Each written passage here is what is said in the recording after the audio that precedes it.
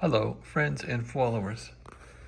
Well, here we are again in my home office, Ham Radio Shack, and I'm still working on the HRO 500.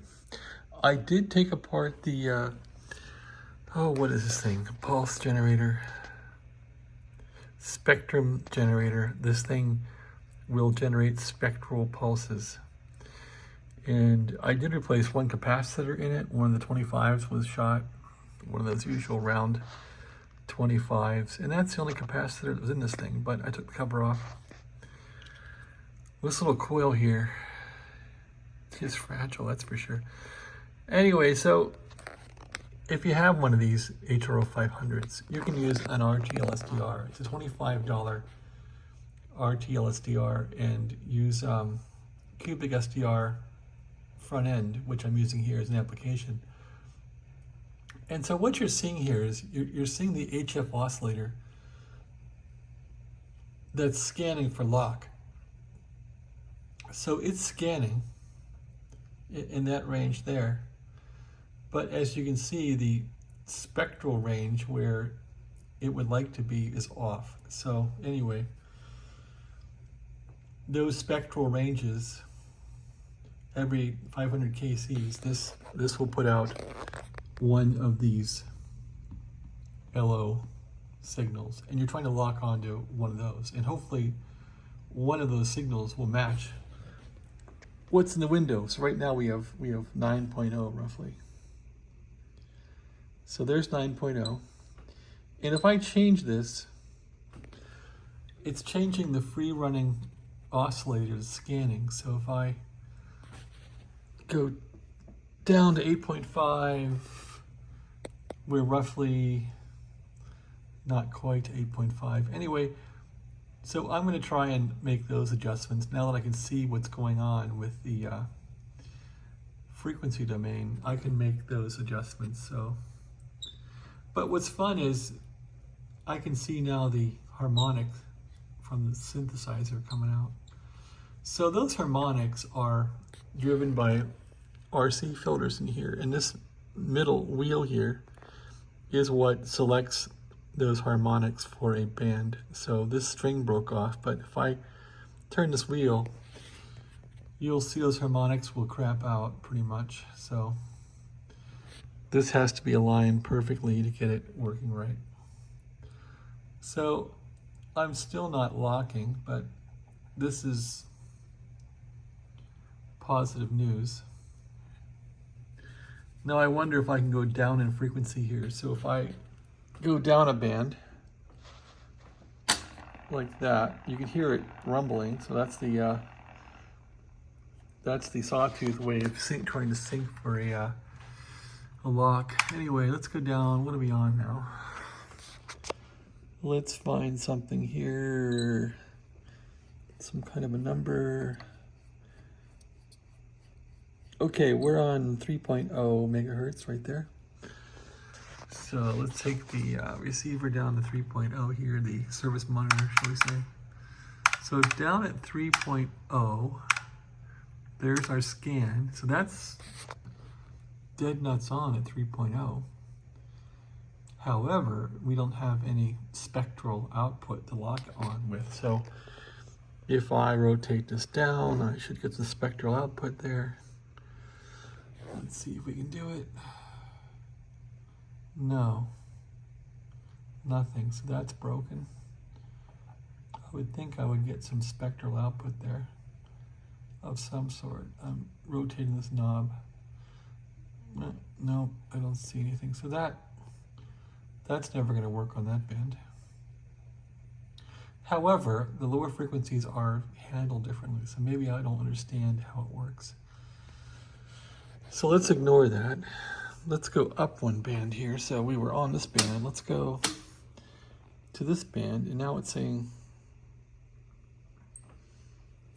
let's go to 15. There's 15 megahertz right there.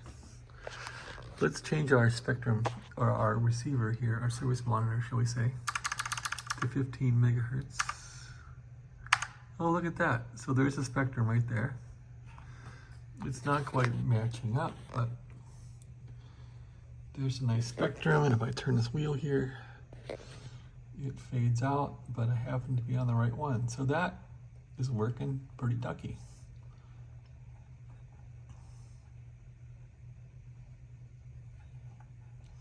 Just turn this wheel here, which turns the switch, selects the filters for the spectral filter to get the right harmonic. So that's peaking around 14.6. I'm on 15, let's see. And if I turn this, it will change it a bit.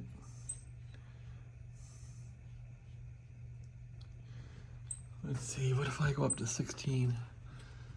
That's off a bit, so I can fix that.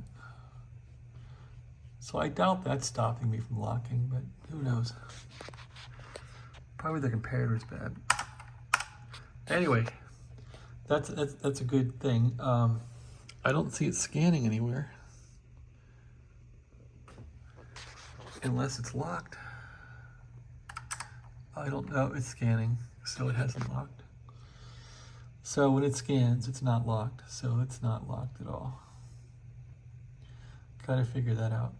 Okay, so that band though does work. Let's go to the highest band here, 20 to 30. And bump this thing up, 20 to 30.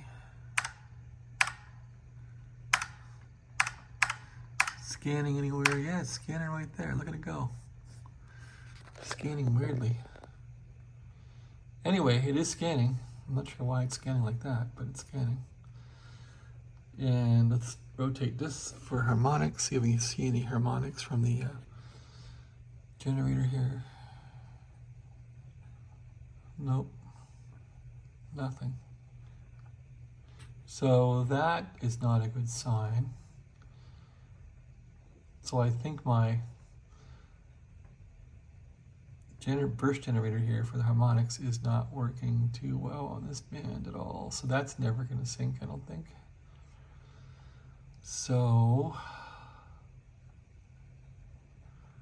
can I find any harmonics anywhere? That's the highest. I'm not sure which way this goes, but let's put it there. And let's look for something coming out of this thing. I don't see any spectrum output there at all on the higher band at all. Anyway, let's take this all the way to the other end. I'm not sure which is which. Okay, so that's bad. That could be the band switch rigged out. I don't know. So what band we could then use for locking it would be a band that works. So this band would lock, and this band would lock. So there's 15.5. There's 15 right there. So we can probably get the lock on a band that works. Once we get the lock, try and debug any other bands, I guess. Just get the radio working. Okay, there's 15. I gotta move this thing. Let's see, move it. Okay, so down 1, down 2. Is that right? Anyway, there's my spectrum right there, so that's what I want. So this band should lock. However, I probably gotta get a stronger signal for it to lock. So this crystal has to be on 500 kilohertz. I should probably check that first to make sure it's on frequency. And then I want to move this spectral generation to 15. What does that mean? How does it know what it wants to lock on? There's 15 right there, nice and strong. And I'm on 16. I think I can mess with this under the radio. Some of the trimmers under there. But I thought this was from the spectrum generator. It's not from the high frequency oscillator. So I'm not sure how to get this thing lined up. Oh, wait a minute, let's see. doesn't have any cans or anything, just one tuning thing. So that means that this little wheelie thing, this little guy is screwed up. I have to get this thing lined up more with the with this. So this and this are out of sync by 1 megahertz, I would think.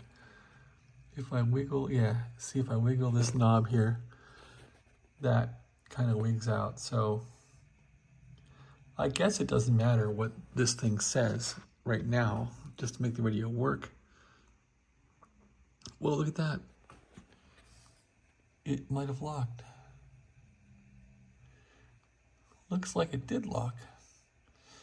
Son of a bee. How is that possible, man? So, did it lock?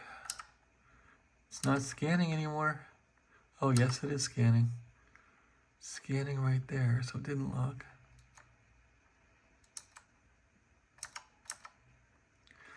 But why did that do that? It's almost like it's running, but it's still scanning, so it's not locked.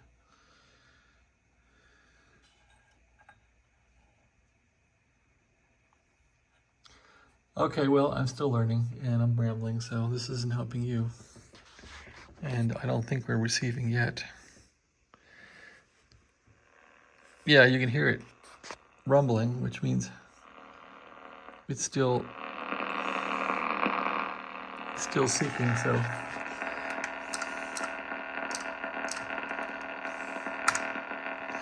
So I think that rumbling sound is the sawtooth generator right there. And I have the mute transistors pulled out in there, Q16. All right, I'm gonna try and lock this thing, and then if I figure it out, I'll make a video on how to lock it. And then I can try and fix the rest of it. So that's what I'm doing. Then I gotta fix this string. But I'm gonna leave this thing open right now because it's good to fiddle with it.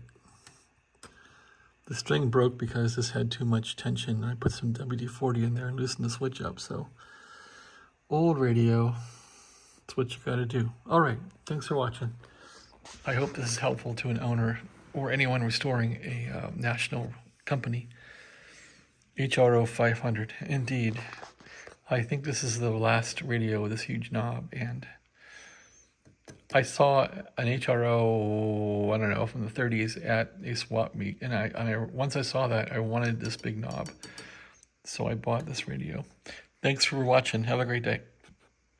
Yeah, one of the experience of tuning this is you see that will decrease.